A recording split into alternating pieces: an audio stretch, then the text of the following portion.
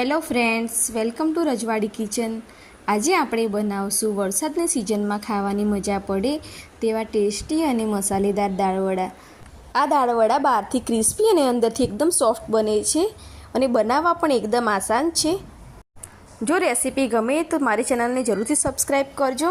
ચાલો બનાવવાનું સ્ટાર્ટ કરીએ। તો તેના માટે આપણે સૌથી પહેલાં એક બાઉલ લઈ લઈશું। તેમાં 1 કપ જેટલી મગની મોગર દાળ લઈ લઈશું, જે છોતરા વગરની છે। એને આપણે બરાબર સાફ કરીને આ રીતે 2 થી 3 વાર પાણી વડે વોશ કરી લઈશું। દાળને બરાબર વોશ કર્યા પછી તેનું બધું જ પાણી નિતારી લઈને 2 થી 3 કપ જેટલું પાણી લઈ ઢાંકણ ઢાંકીને તેને 4 થી 5 કલાક સુધી પલળવા મૂકશું। હવે ફરીથી એક બાઉલ લઈશું। તેમાં અડધો કપ જેટલી મગની છોતરાવાળી દાળ આવે છે તે લઈ લઈશું। મગની છોતરાવાળી દાળમાં છોતરા હોવાથી આપણે બંને દાળને અલગ અલગ જ પલળવા દઈશું। અહીં મેં 1.5 કપ દાળનો ઉપયોગ કર્યો છે। હવે આ દાળને પણ બરાબર 2 થી 3 વાર પાણી વડે વોશ કરી લઈશું અને 2 થી 3 કપ જેટલું પાણી ભરીને તેને પણ આપણે 4 થી 5 કલાક જેટલો રેસ્ટ આપશું। 4 થી 5 કલાક પછી આપણે જોઈશું તો આ રીતે છોતરા ઉપર આવી ગયા હશે। આ રીતે હાથની મદદથી આપણે મસળતા જઈશું, જેથી કરીને બધા છોતરા ઉપર આવી જાય। તો હવે બધું જ પાણી નિતારી લઈને આ રીતે હાથની મદદથી બધા છોતરા બહાર કાઢી લઈશું। હવે દાળને બરાબર ફરીથી વોશ કરી લઈશું।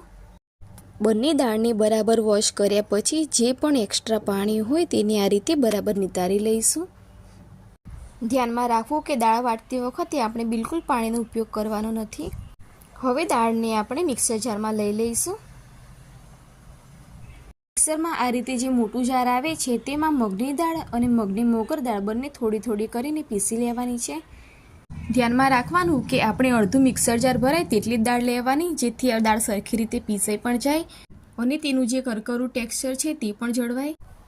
હવે આપણે તેમાં 8 થી 10 જેટલી લસણની કળીઓ, 2 ઇંચ જેટલું આદું, 5 થી 6 જેટલા લીલા મરચાં, 1 ચમચી સૂકા ધાણા અને 1 ચમચી જેટલું જીરું એડ કરી દઈશું। જો તમે લસણ ના ખાતા હોય તો લસણ સ્કીપ કરી શકો છો।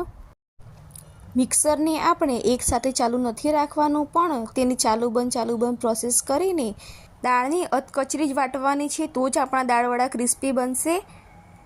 આથી આ વાતનું ખાસ ધ્યાન રાખવું। તો તમે જોઈ શકો છો કે આ રીતે મેં દાળની વાટીને તૈયાર કરી છે।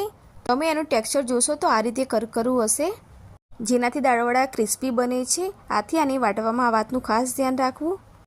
હવે બીજી દાળને પણ આપણે આ રીતે મિક્સર જારમાં લઈને ક્રશ કરી લઈશું। બાકીની જે દાળ હતી તેને પણ આપણે મિક્સર જારમાં લઈને પીસી લીધી છે।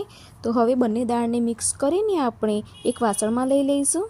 આ રીતે મેં મોટું જ વાસણ લીધું છે। જો મોટું વાસણ હશે તો દાળના ખીરાને ફેંટવામાં આસાની રહેશે। તો બધું જ ખીરું આ રીતે મોટા વાસણમાં લઈને તેને બરાબર મિક્સ કરી દઈશું, જેથી બરાબર મિક્સ થઈ જાય। આ રીતે ખીરું ફેંટવાથી દાળવડા ઉપરથી ક્રિસ્પી અને અંદરથી એકદમ સોફ્ટ બને છે। તો હવે તેમાં આપણે અડધો કપ જેટલો કોથમીર એડ કરી દઈશું। સ્વાદ મુજબ મીઠું નાખી દેવાનું છે। હવે આપણે વિસ્કરની મદદથી 10 થી 15 મિનિટ સુધી આ રીતે ખીરું બરાબર ફેંટીશું। આપણે દાળવડામાં કોઈ સોડા કે ઈનોનો ઉપયોગ કરવાનો નથી। આ રીતે ફેંટવાથી જ દાળવડા એકદમ સોફ્ટ બનશે। તો તમે જોઈ શકો છો કે 10 થી 15 મિનિટ આ રીતે હલાવવાથી આપણું ખીરું એકદમ ફ્લફી થઈ ગયું છે અને તેનો કલર પણ લાઇટ થઈ ગયો છે। હવે ઉપરથી આપણે થોડી હિંગ એડ કરી દઈશું અને ફરીથી ખીરું બરાબર મિક્સ કરી દેવાનું છે। હવે એક કડાઈમાં તેલ ગરમ કરવા મૂકી દઈશું। તેલ ગરમ થઈ જાય એટલે આપણે એક એક કરીને બધા જ દાળવડા તેલમાં ઉમેરતા જવાનું છે। તો અહીંયા હું મીડિયમ સાઇઝના દાળવડા તૈયાર કરીશ। જો તમને હાથ વડે ના ફાવે તો ચમચીની મદદથી પણ દાળવડા પાડી શકાય છે। તો હવે દાળવડાને આપણે મીડિયમ ફ્લેમ ઉપર તળાવવા દઈશું।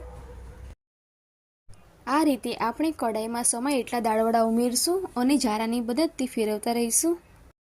5 મિનિટ પછી આપણે આ રીતે લાઇટ કલર આવે એટલે દાળવડાને બહાર લઈ લઈશું અને તમારે જ્યારે ખાવાના હોય અથવા તો કોઈ મહેમાન આવે ત્યારે ફરીથી ફ્રાય કરીને તેને સર્વ કરી શકો છો। આ રીતે દાળવડા થોડા ઠંડા થાય એટલે તેને ફરીથી તેલ ગરમ કરીને તેમાં આ રીતે ફ્રાય કરવા દઈશું અને જ્યાં સુધી તેનો ગોલ્ડન કલર આવે અને ઉપરથી ક્રિસ્પી થાય ત્યાં સુધી તળાવવા દેવાના છે। તો તમે જોઈ શકો છો કે આપણા દાળવડા એકદમ ગોલ્ડન બ્રાઉન અને ક્રિસ્પી તળાઈ ગયા છે। હવે આપણે દાળવડા જોડે ખવાતા મરચાં તળી લઈએ અને તેના ઉપર મીઠું નાખીને સર્વ કરી દઈએ।